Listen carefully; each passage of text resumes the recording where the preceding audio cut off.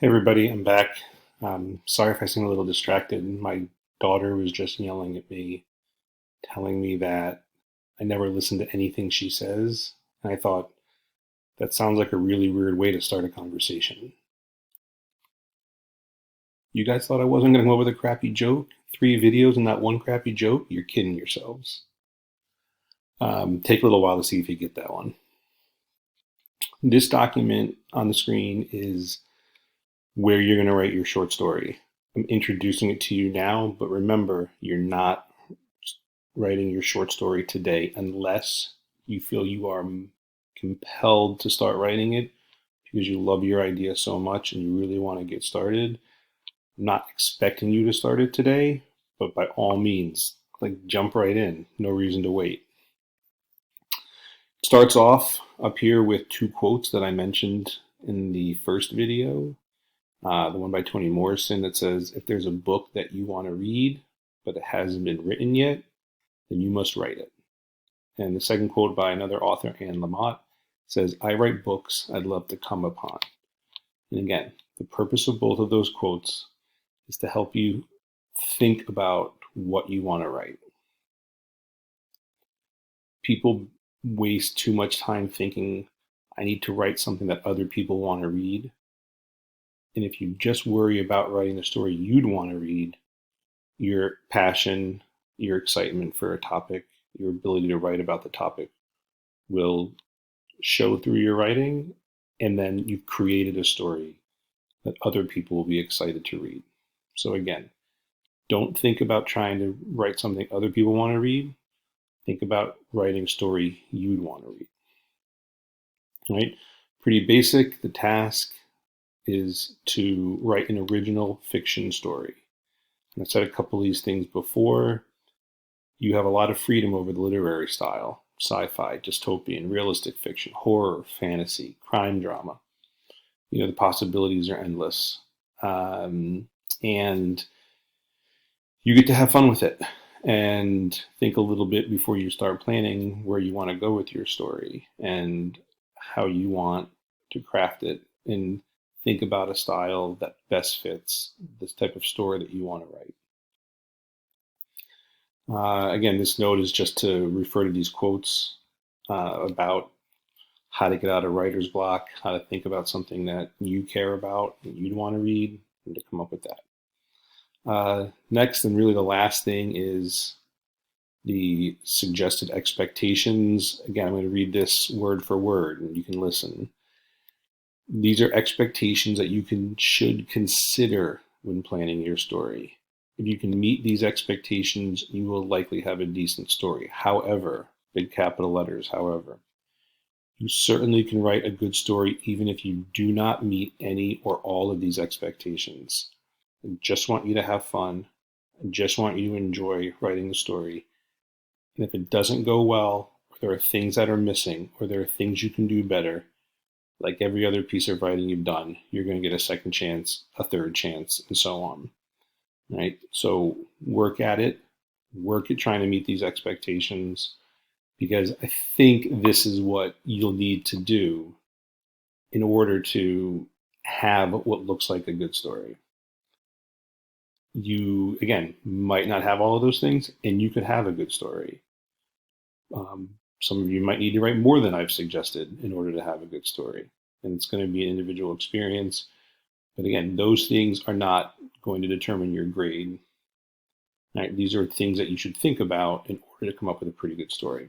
First one, 12-point font, double spaced, 1-inch margins. Don't get cute with the font. Don't get cute with the margins or the font size. I'm just going to, if you hand me something in that's got huge margins and huge type and crazy font, I'm just going to change it right back to Times New Roman and 12-point font.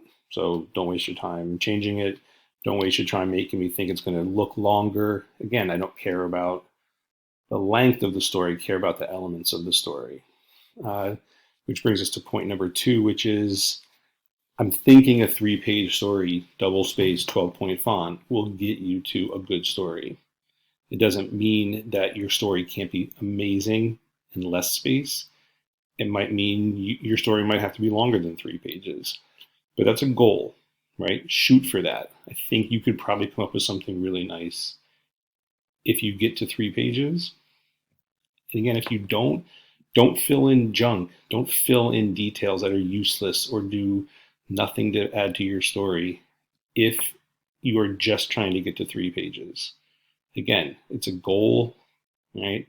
It's not the end all be all of story length, right? It's just something that you can shoot for with the idea that you probably have come up with something good if you get this length.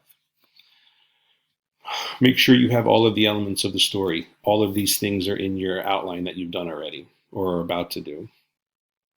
The exposition, where you've given me the character development, setting, background information, that leads off any story you've ever read, where you're sort of getting the idea of who's involved and where they are. Maybe you help set the mood in this part of the story also. You have a good inciting incident, right, a clear event that starts the conflict. You have your rising action that makes it more intense, that gets you to your climax, right, that most intense part of your story, the most intense part of your conflict, that leads to the conflict starting to get less intense in the falling action, that leads down to your resolution. Make sure you develop your characters well.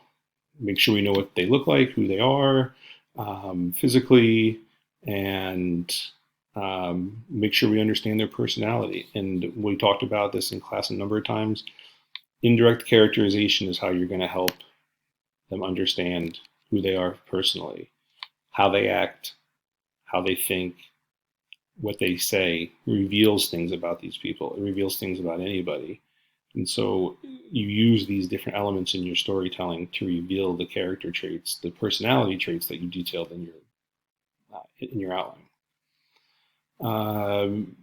Make sure you have a reasonable balance between the exposition, the description of the events, and your dialogue, right? You don't have to use a lot of dialogue. It's helpful to have characters talk. It helps to break up the flow of the story. Sometimes if there's no dialogue and there's just pages and pages of exposition, readers can get lost in what's going on.